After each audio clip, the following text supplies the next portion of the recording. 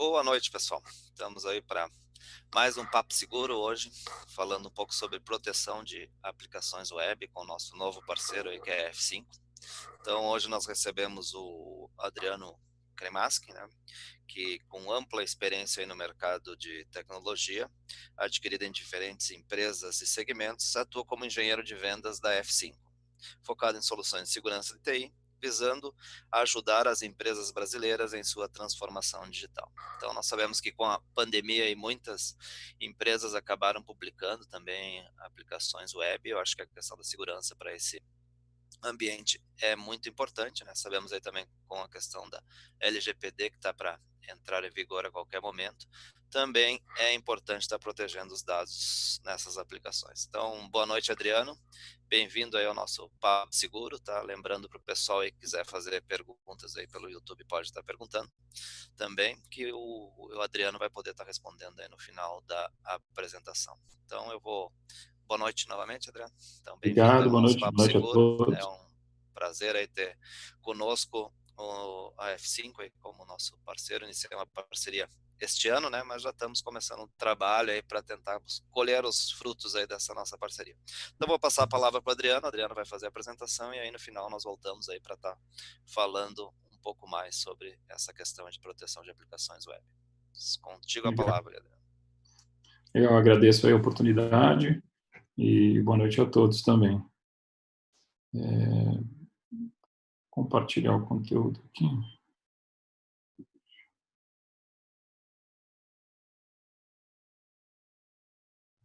Tendo que está sendo compartilhado aí, né? Bom, como foi dito, vou falar um pouquinho da proteção de aplicações. A gente vai ver que a segurança ela está muito ligada ou acompanha muito a questão da flexibilidade, nessa questão da transformação digital, né? Nos ambientes atuais aí em constante mudança, então elas estão muito ligadas. Eu vou tentar falar um pouquinho das duas coisas, tá?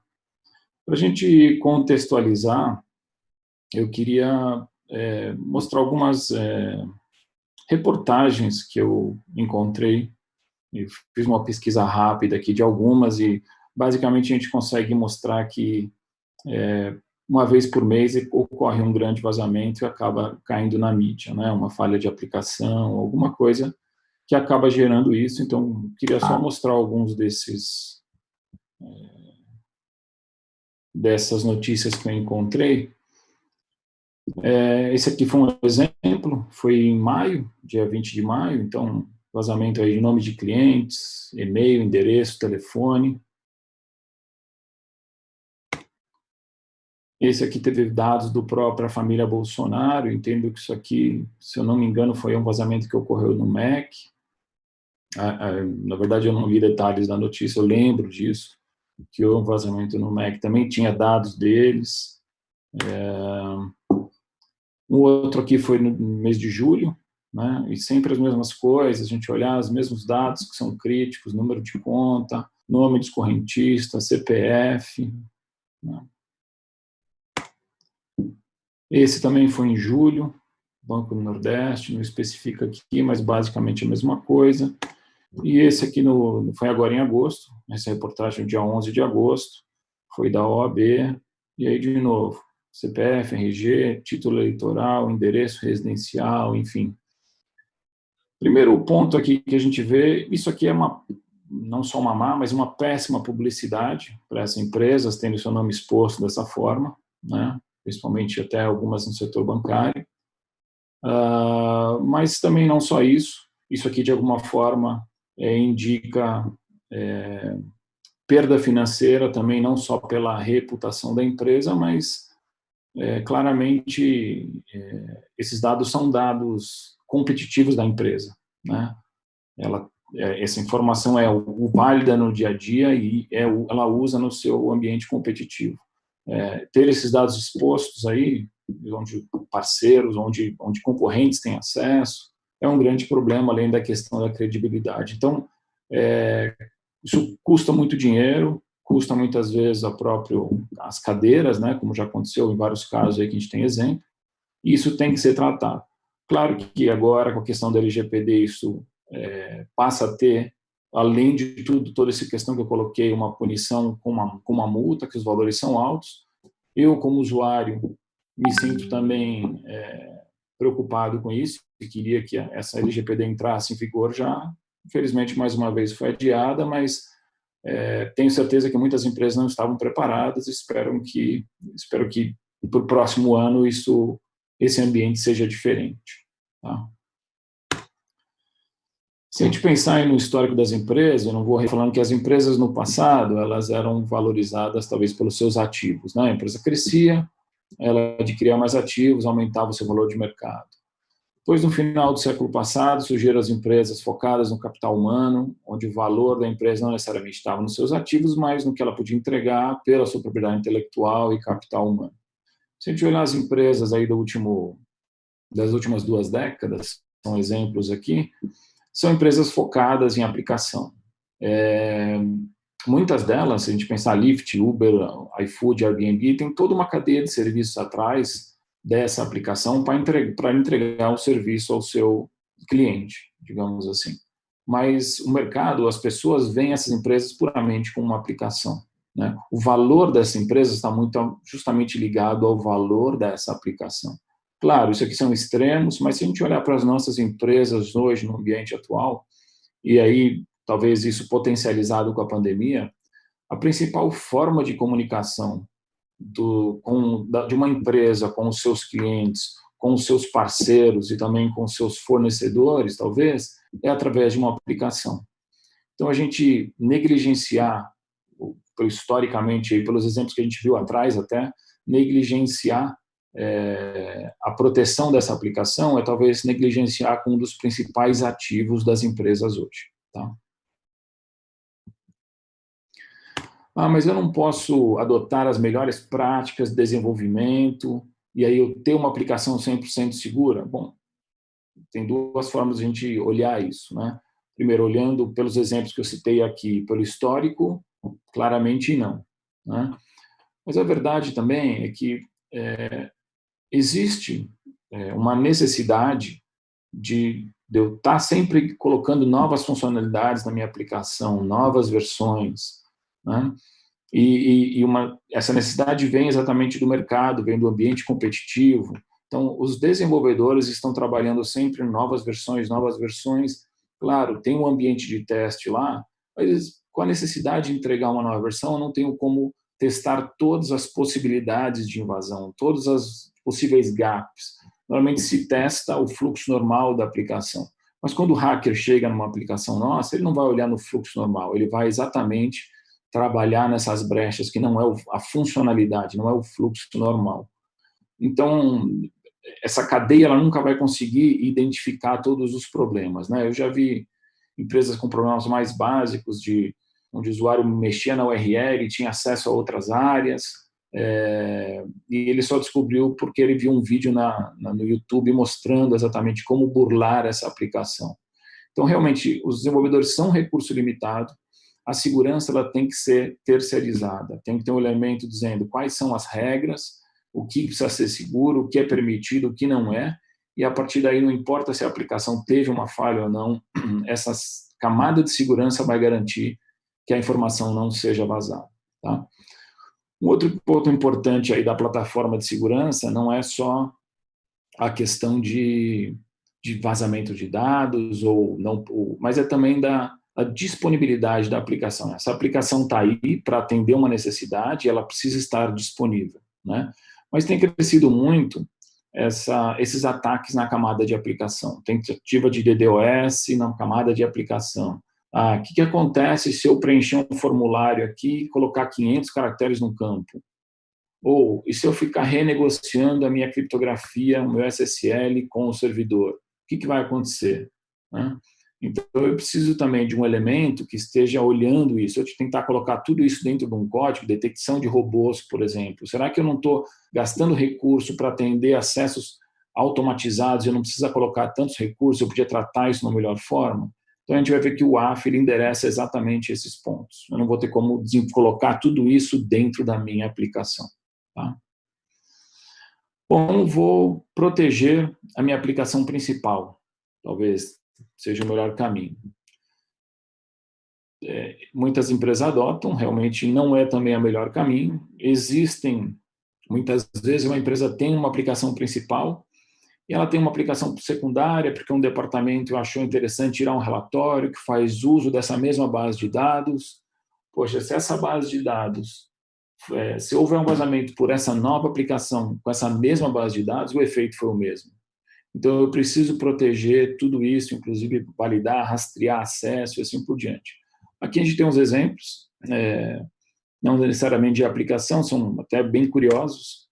Um grande varejista americano, a história ficou famosa, né, que teve milhões de registros de clientes vazados, né, isso gerou perdas, custou a cadeira do CEO, valor de mercado, e na verdade tinha um IoT lá que conectaram na rede interna que controlava o sistema de ar-condicionado. Alguém hackeou isso, teve acesso ao sistema operacional daquele IoT e daí vazou um monte de informações da empresa, né? Tinha um acesso interno lá. Isso é típico, a gente vai falar um pouquinho sobre o modelo Zero Trust, até eu preciso proteger a aplicação, não importa de onde vem o acesso até. Um outro caso interessante é de um operador de cassino, ele tinha um termômetro digital no aquário do lobby e alguém hackeou isso, estava conectado na rede interna e vazou aí o cadastro dos principais apostadores. E aí, voltando àquela questão da diferencial competitivo, isso daí na mão dos concorrentes é um bom negócio, né? E quais seriam os alvos das aplicações aí? Bom, uma aplicação é composta de várias páginas com formulários, scripts, muitas vezes APIs são integradas nesse novo modelo, né? Páginas de login que podem sofrer um ataque de força bruta, cabeçalhos que podem ser manipulados, cookies que podem ser manipulados. Tudo isso são alvos de ataques, até pela questão da disponibilidade, como eu falei, renegociação de SSL e assim por diante. Então, a ideia do AF é proteger exatamente todo esse ambiente, tá? Proteger a aplicação em si, não uma borda mais. Mas, infelizmente, costumo dizer, infelizmente, né, não existe muito um baseline no mercado de WAF, tá? Se a gente pensar em um elemento de rede, eu consigo comparar esses elementos de alguma forma, equalizar isso. Se a gente falar de firewall tradicional de rede, eu tenho firewall tradicional, eu tenho firewall de nova geração, mas se eu tentar colocar esses firewall de nova geração, equalizar, eu consigo mais ou menos equalizar. No mercado de WAF, infelizmente, não existe muito isso. Então, existem muitos players aí que têm um WAF, mas muitas vezes não fazem o que a gente chama de básico, digamos assim, que é bloquear aí ou se proteger a aplicação contra as 10 ameaças listadas aí no grupo do OASP Top 10. Né? Pensando no mínimo, seria a questão de proteção do OASP Top 10, alguns itens regulatórios, relatórios de PCI, por exemplo, e blacklist de assinaturas já conhecidas, aí, diversas assinaturas de robôs e assim por diante. Mas, como eu falei, infelizmente, nem todos os players eles têm isso. Então, a gente precisa sempre estar atento, né? Se a gente está querendo um checkbox que a gente tem uma plataforma de segurança ou a gente está pensando realmente em proteger essas aplicações. Tá? A plataforma da F5 vai um pouco além, algumas coisas interessantes aqui, além de proteção contra todo o ASP Top 10, a questão de integração com ferramentas de DAST, que geram um scan da sua aplicação, testam essas vulnerabilidades, geram um relatório, esse relatório automaticamente pode ser importado no AF para ele criar a política de segurança. Né? Um outro ponto é aprendizado de formulários. A gente vai ver que não é só eu bloquear a assinatura, mas eu tenho que entender o que está sendo feito com a minha aplicação. Né? Quais são os formulários que são válidos? Então, a plataforma automaticamente aprende os formulários que estão sendo preenchidos, quais são os campos, os parâmetros, quais são as URLs, quantos caracteres são digitados em cada um desses campos. O que acontece se o usuário pegar um campo lá que normalmente suporta 10 caracteres e agora alguém coloca 500 caracteres? Como é que a aplicação vai se comportar? Será que ela vai se indisponibilizar? Então, para evitar isso, o AF aprende, ele sugere bloqueios e a partir daí você aplica esse bloqueio, ele passa a limitar. A aplicação não precisa de alguém tentando colocar 500 caracteres no campo, por exemplo, né?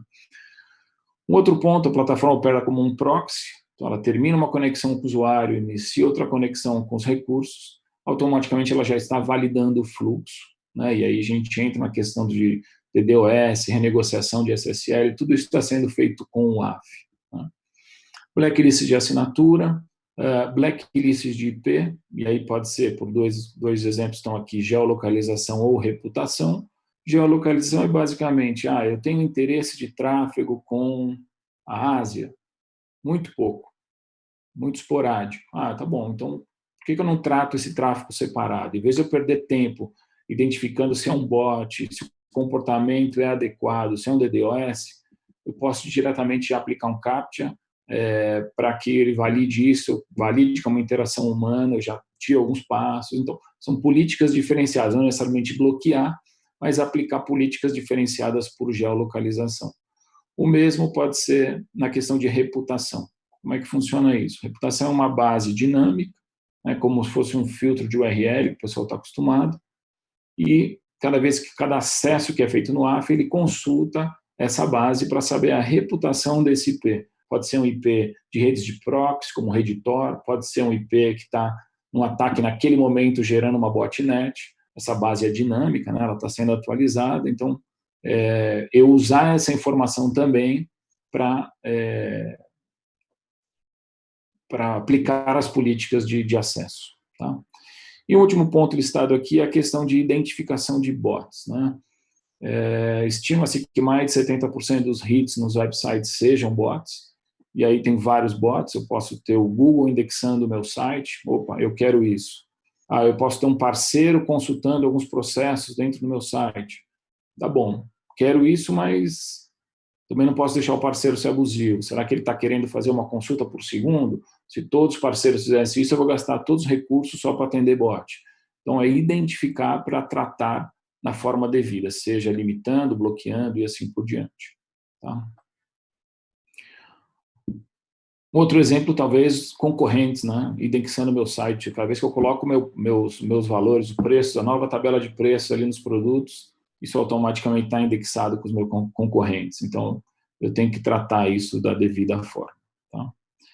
Bom, ativando o WAF, que a gente tem, ele pode ser complicado, mas ele, desde o momento zero, aqui tem 7 passos para a gente tentar ativar isso, como é que seria? Então, no momento zero, eu já vou bloquear todos os requerimentos já conhecidos que não me interessam, né? Ataques do tipo SQL injection, command injection, cross-site script, tudo isso já está bloqueado. Sendo um proxy, tudo pacote mal formado, fluxo que não veio, fluxo que não foi estabelecido devidamente, é bloqueado. O usuário está manipulando o cookie, manipulando o URL, isso está sendo bloqueado já, tá? E aí, falando num ponto da questão do WAF baseado somente em assinaturas, né? Como eu falei, nós estamos validando todo esse fluxo. Se a gente pensar, um dos WASP Top 10 aqui é exatamente essa questão de manipular URLs, eu entro numa área segura e eu agora tento acessar a área de um outro usuário, simplesmente manipulando isso. Se eu estiver baseando somente em assinatura, sem conhecer esse fluxo de URL, sem conhecer o fluxo de autenticação, isso vai passar despercebido pelo WAF. Então, e aí cai naquela questão que eu falei, exatamente, não existe muito uma equalização ou um baseline nesse mercado, tá? Outro ponto é para bloquear os bots não desejados, né? Scan de aplicação, indexação de preço, ou, como eu dei o exemplo, tratar esse tráfego de forma diferenciada, né? A gente fala muito um exemplo, eu gosto de usar esse exemplo, porque a gente tem bastante case aí com tribunais, onde os escritórios de advocacia faziam consultas dos processos, mas eram bots muito agressivos, consultavam, a cada segundo estava consultando o mesmo processo. Então, eles estavam dimensionando os servidores para atender tudo isso. Quando reconheceram a quantidade de acessos via bots, aplicam dá prioridade para os usuários, para não afetar a experiência dos usuários reais, e trata o tráfego de bots separado, tá?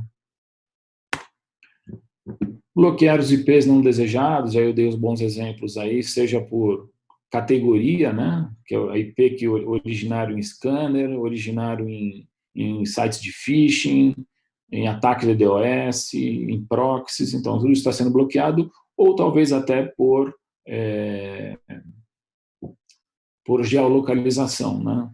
Poxa, eu entrego pedidos online na minha região. Alguém vai fazer um pedido da China? Talvez não, então posso bloquear já, né? Esconder detalhes que ninguém precisa ver. Exemplo disso por default, as aplicações entregam, né? Quem é o X-Powered by, quem é o servidor que está entregando isso. É um Apache versão 2.2.15 ou um PHP 5432. Um usuário normal não usa essa informação, mas o hacker vai lá na internet, faz uma pesquisa e já sabe a lista de vulnerabilidades desse Apache aí, ou desse PHP. Então, esses detalhes são automaticamente removidos pelo WAF, o usuário não precisa dessa informação. Da mesma forma, eu posso mascarar dados sensíveis. Vamos supor que, por erro ou não, a aplicação está entregando dados sensíveis. E aí, a gente olhar os exemplos que a gente viu no início da apresentação, todos eles tinham CPF, número de conta, RG, né? Pode ser número de cartão de crédito, como exemplo aqui. O AF, toda vez ele está monitorando tudo que a aplicação está entregando para o usuário, não só o que o usuário está tentando fazer com a aplicação. Se ele identificar esses padrões de CPF, RG, cartão de crédito, por exemplo, automaticamente ele pode preencher com asterisco ou com X. E aí, se fosse o próprio usuário, para validar se aquele cartão de crédito é o dele mesmo, ele vem dos 4 últimos dígitos, já seria o suficiente. Se for o CPF, ele vem dos 3 primeiros, já é o suficiente. Então, toda vez que o AF detectar esse padrão, ele automaticamente vai substituir e esconder esses dados para evitar exatamente que seja vazado. Tá? Outro ponto muito importante é visibilidade, né? Eu costumava falar até que outra empresa trabalhava, eu não consigo me proteger contra o que eu não vejo, né? A política de segurança, a segurança é uma política, não é um produto, ele está em constante evolução e para eu fazer os ajustes e essa evolução eu preciso ter visibilidade, da onde estão vindo os ataques, quais são os principais ataques, para saber se eu estou sendo efetivo. Se eu não ver nada, eu estou sendo atacado ou não? Provavelmente sim e não estou vendo, tá? Então, eu preciso ter essa visibilidade. E outro ponto é a questão de disponibilidade da aplicação, né? Eu não preciso dimensionar a minha aplicação para atender uma demanda gigante de tráfego que não é usuário real, por exemplo, que não me interessa. Então, renegociação de SSL, ataques camada 7, ataques automatizados, tudo isso está parando no AF. A aplicação não necessariamente precisa tomar conhecimento desse tráfego, eu posso definir que ela não recebe esse tráfego até que eu identifique que é um tráfego real. Tá? Mas aí, voltando num ponto só, que não existe um baseline, infelizmente, nessa linha, a própria F5 foi um pouquinho além, né? Além tudo isso que eu mostrei, que, né, não se equaliza com todos os vendors do mercado, mas a própria F5 criou algumas funções a mais e ela classificou o que ela chama de Advanced WAF, né? Tudo que a gente viu anteriormente continua coberto. Ele tem algumas funções a mais, aí a lista é um pouquinho extensa, puxei 3 aqui para mostrar, uma delas eu vou mostrar em detalhes. Primeiro é questão de análise comportamental.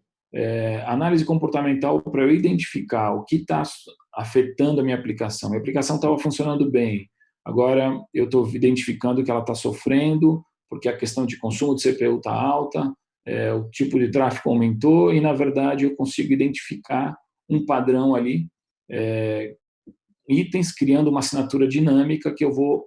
Aí o próprio WAF pode falar assim, olha, é isso aqui que está causando esse impacto, ele cria uma assinatura dinâmica e você pode fazer com que ele aplique automaticamente ou que você decida aplicar, né?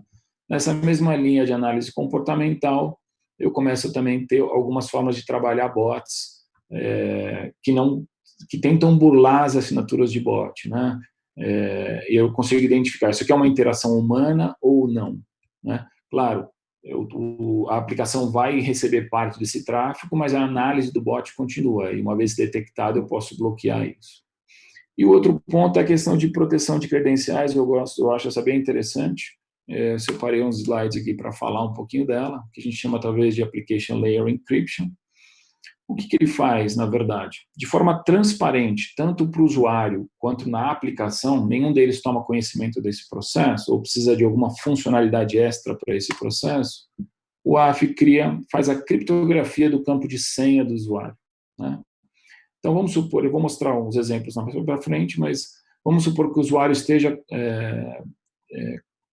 infectado por um malware, por exemplo, né? E a hora que ele digitar usuário e senha, essa senha vai vazar. Aqui, o AF vai fazer é gerar um código dentro da própria página de login do usuário, e ele vai criptografar essa senha enquanto ela for digitada. Então, se ele tiver um keylogger, alguma coisa, isso automaticamente não vai ser detectado. Tá? Mas, em paralelo a isso, ele faz um item interessante. Vamos supor que o usuário, como é comum, né? Eu mesmo faço isso, infelizmente, não deveria, e para quem já fez, tem alguns sites aí, um deles é minhasenha.com, vocês podem ir lá, digita o seu e-mail, ele te avisa se a senha vazou ou não e te manda um e-mail com a senha vazada. Claro que ela não vai aberta, né? Mas já dá para você saber se a sua senha está vazada ou não. Então, é muito comum o usuário, com o mesmo e-mail e senha, ele fazer o login em vários sites. E vamos supor que essa senha vazou e agora alguém vai tentar fazer um login força bruta na nossa aplicação, né? O que o AF faz? Ele automaticamente gera uma obfuscação. Em vez do campo que chama senha, o password que a aplicação entrega, ele muda o nome daquele campo por uma string aleatória, e essa string é atualizada a cada 5 segundos lá no browser do usuário também. Então, se alguém tentar fazer vários posts para tentar fazer várias tentativas de login, e esse ID, essa string não bater, o próprio AF automaticamente bloqueia aquilo e a aplicação nem toma conhecimento da tentativa de login, mesmo que ela fosse válida, porque ela sabe que não é uma interação humana gerando aquele login. Essa proteção é inserida sem requerimento do dispositivo do usuário, de forma totalmente transparente também para a aplicação. Como é que funciona isso? Vamos ver um exemplo aqui. Primeiro, como é que funciona o acesso normal, né? O usuário foi infectado por um malware, clicou no link indevido, alguma coisa do tipo, ele vai acessar a aplicação de vocês, vai receber a tela de login, isso vai trigar o malware, né? O usuário vai preencher lá o usuário e senha, a senha aparece toda cheia de asterisco, mas a verdade é que dentro do browser a senha está aberta, né? Quando ele submeter isso, aqui é o exemplo dela aberta, quando ele submeter isso, ele vai navegar no site, ele não vai perceber o que aconteceu, mas essa senha automaticamente ela foi vazada, ela vai ser jogada num drop zone que depois vai, através de um bot, uma rede de bots, aí vai tentar fazer login, não só na aplicação de vocês, mas como em outras aplicações usando essas mesmas credenciais. Tá? Como é que o AF trabalha isso? Ele é um proxy no meio da comunicação, o mesmo usuário aqui já com o malware instalado, ele vai fazer o login. Quando a aplicação entregar a tela de login, automaticamente o AF vai fazer aquele trabalho de obfuscação de campo, né, que vai ser inserido dentro da aplicação de forma transparente, mas também vai gerar uma chave pública e privada e vai entregar a chave pública para o usuário junto com esse código Java aí. Tá? O usuário vai, claro, o malware vai entrar em ação, vai tentar ler aquilo lá, mas a senha do usuário ela está dentro do browser, ela está criptografada, ela está embaralhada lá, né? O usuário vai submeter isso, o AF vai desfazer esse processo com a chave privada dele, né, está aberta, e, ao mesmo tempo, vai fazer o login na aplicação e essa senha vai vazar, na verdade, mas vai vazar uma senha inválida, na verdade. Tá?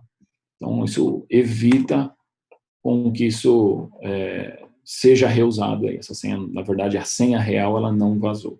Tá? Bom, como eu falei, a questão de segurança está muito ligada também à parte de flexibilidade, né? Então, a plataforma F5 ela opera em diferentes ambientes aí para atender essa transformação digital, como eu falei. Existe um site para quem tiver interesse, clouddocs.f5.com. Né? Aqui é um exemplo da página só, mas você tem várias outras opções. Isso são toda a parte de integração com vários ambientes, né, vários ecossistemas que a F5 integra.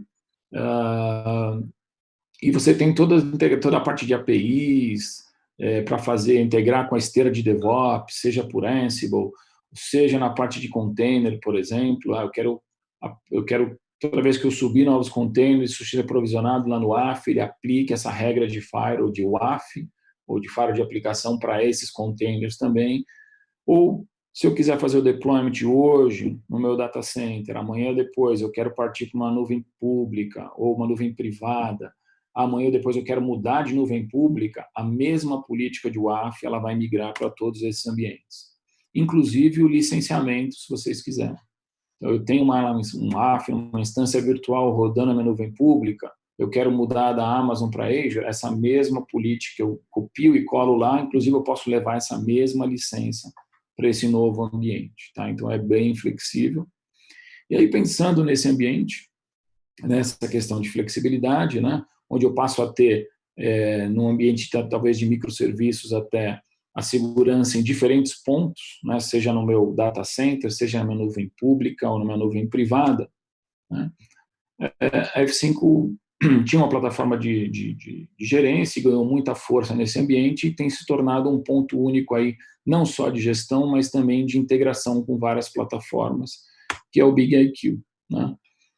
De um ponto único eu consigo ter visibilidade, a gente vai ver alguns exemplos aqui, do meu, como está a saúde da minha aplicação, a segurança da minha aplicação em diferentes ambientes, né? Mas também posso fazer o deployment através desse ponto centralizado. Então, pensando nessa questão de DevOps, né, eu passo a ter a pessoa de rede, que gerencia capacidade, licenciamento, né, desempenho, talvez, de equipamento, né? Mas eu tenho também a pessoa de segurança, que vai definir os perfis de quem vai usar que tipo de aplicação e também vai criar as regras para as aplicações que vão ser publicadas, como um catálogo de serviço através desses templates. Né? E eu posso permitir que o dono da aplicação, quando for fazer a implementação desta aplicação, ele, através desses templates, ele vai recebendo aqui menus drop-down, onde ele vai selecionando aonde ele vai fazer esse deployment, que regra de segurança ele vai colocar, e essa aplicação é feita, independente do ambiente, é feito o deployment. Ele não precisa conhecer muito da plataforma em si, ele simplesmente conhece da aplicação dele. Né? Isso também passa a ser um ponto único de integração com as esteiras de DevOps. Em vez de eu ter que integrar com diferentes ambientes, eu faço a integração com um ponto único. A gente vai ver que a gente trabalha hoje com interfaces de APIs declarativas, onde eu não preciso conhecer a plataforma, eu simplesmente digo o que eu quero numa chamada única de API, e ela vai, lógico, se transformar em várias requisições aí para as plataformas, mas isso é transparente, tanto para o pessoal de aplicação como o pessoal de DevOps. Tá? E aí eu tenho, como eu falei, a plataforma ela é um proxy e consegue trazer algumas informações que eu acho bem interessantes aí. Então, pensando nesses perfis de uso, essa aqui é a tela da Paula. Né? A Paula ela possui 4 aplicações, e ao se conectar na plataforma, ela não está vendo aba de produto, ela não está vendo licenciamento, ela não está vendo nada. Né? O que ela vê? Ela vê 4 aplicações, que são as aplicações que ela é a proprietária, né, ou gerencia, tá? E rapidamente ela vê como é que está a saúde dessa aplicação, aqui baseados no tempo de resposta, né? E também se essa aplicação está segura ou não, como é que está a segurança, tem uma política de segurança associada ou não. Tem algumas informações aqui, tempo de resposta mais longo, ela tem um dashboard, mas se ela clicar numa dessas aplicações, ela vai ter mais informações ainda. Né? Então, por exemplo, o F5 ele é um proxy, está entre as aplicações, seja elas servidores ou containers, e os usuários, e ele começa a gerar estatística. Então, como é que está o tempo de acesso dos usuários? Como é que está o tempo de resposta dos servidores, dos meus containers? Round trip delay, tempo de carga da página. Eu clicando aqui do lado dos servidores, eu consigo gerar gráfico. Qual dos 2 servidores, aqui tem 2 no exemplo, né? Como é que está o tempo de resposta de cada um deles? E rapidamente eu consigo ver, um dos servidores está respondendo, um dos containers, um grupo de containers está respondendo mais lento. eu já consigo fazer um troubleshooting aqui do que está afetando o meu desempenho. Eu posso liberar ainda para o dono da aplicação mexer na configuração, remover esses servidores ou esses clusters ou esses pods dessa aplicação? Também posso. Ou não, ela simplesmente pode visualizar, né? Eu clicando aqui nos clientes, eu posso gerar estatística por tipo de sistema operacional, por tipo de browser, por grupo de IPs, e aí eu consigo ter uma série de informações que vão ajudar no troubleshoot na aplicação, em vez de eu simplesmente dizer, olha, isso aqui não funciona, tem um problema de rede. Não, rapidamente eu consigo identificar o que está impactando no desempenho da aplicação. Ok? Bom, para fechar, a segurança ela vai muito além, como eu falei, do AF, né, e muito além de produto. A segurança ela é um processo que ela vai ter que ser ajustada sempre. Tá? Para isso eu preciso também ter visibilidade. Mas existe uma tendência aí que é o que a gente chama de modelos Zero Trust, né? Muitas vezes o pessoal fala para mim, eu tenho poucas aplicações expostas, mas tem um monte de aplicação interna. As internas eu não preciso me preocupar, minha rede interna é segura. Bom, já foi o tempo que isso acontecia, né? Hoje em dia, antigamente a gente podia dizer que existia um controle de borda, digamos assim, mas a verdade é que hoje, com a mobilidade, os dispositivos entram e saem da rede interna e a gente não toma conhecimento se ele acessou num café, o que ele acessou. Então, todo acesso ele tem que ser validado, não importa de onde ele vem. A ideia do AF é proteger a aplicação.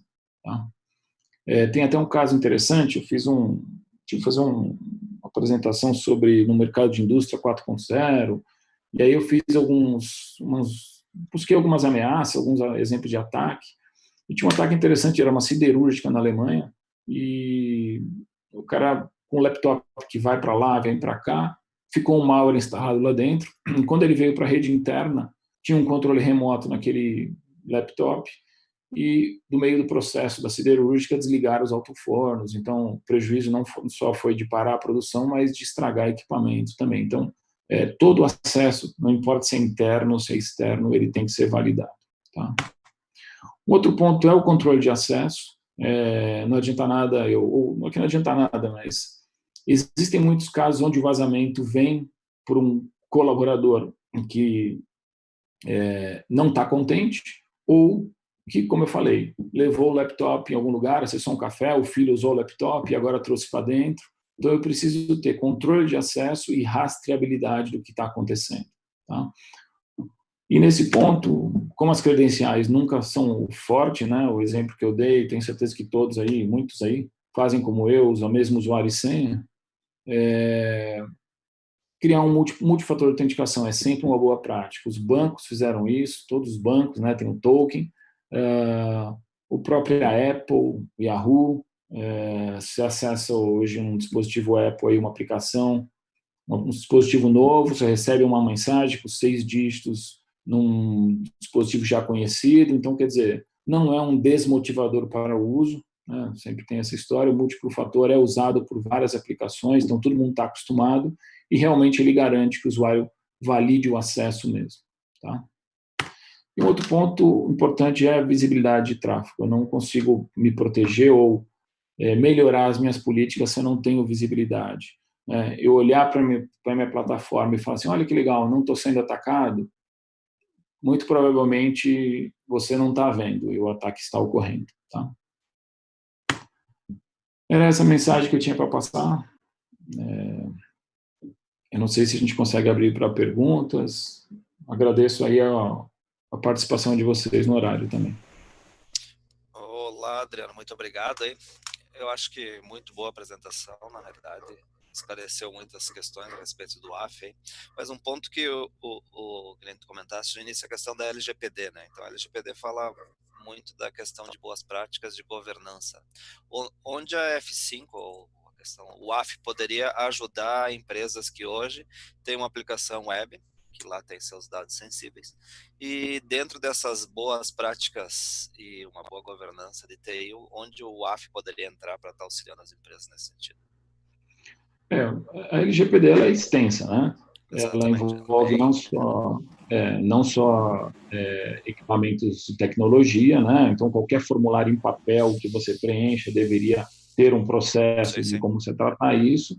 Então, ela vai também, por sua vez, exigir processos e diversas ferramentas, né? A F5 ajuda em alguns pontos específicos, um deles é realmente a proteção de aplicação. Hoje, se a gente pensar, por mais que não tenha LGPD, existe uma certa legislação do Código de Proteção de Consumidor que preveria, né, talvez alguma punição para as empresas por terem vazado esses dados. O que ocorre é que normalmente as empresas dão a declaração de que o problema não foi tão grande assim e a situação já foi resolvida. Por quê? Não existe uma obrigatoriedade delas informarem o vazamento, né? E a LGPD vai trazer isso. Então, chegar perante o juiz e dizer que não fez nada, não tinha uma ferramenta de proteção de aplicação também, acaba sendo um problema. Piora a questão. Então, na realidade, o AF realmente acaba auxiliando até para gerar evidências, no caso de um evento de incidente, A de poder mostrar visibilidade, os como a relatórios. visibilidade de como esse ataque ocorreu, porque ninguém, ou seja, 100% seguro não existe, né? Não existe uma bala de prata aí que resolva ou A mais gente vai mitigar os riscos. fechando, a gente vai fechando cada vez mais, né? E assim, a visibilidade é importante por isso, porque a política tem que ser reajustada, né? Se você identificar algo, por menor que ele seja, opa, já é um ponto ali que eu vou de novo ajustar a minha política. Ok. Então, eu queria agradecer a participação do Adriano, acho que foi bem esclarecedora. Nosso parceiro F5, estamos iniciando um processo de parceria. Convidar todos aí para a semana que vem, nós vamos ter um papo seguro com a Trend Micro, falando aí sobre proteção para a indústria 4.0 também, né? Então, Adriano, novamente, agradeço sua participação, agradeço a F5 também por estar participando com nós desses eventos virtuais aí, né, nesse momento Eu que de agradeço, foi pandemia. um prazer, e agradeço a todos que participaram. Então tá, muito obrigado e boa noite a todos, até a próxima semana.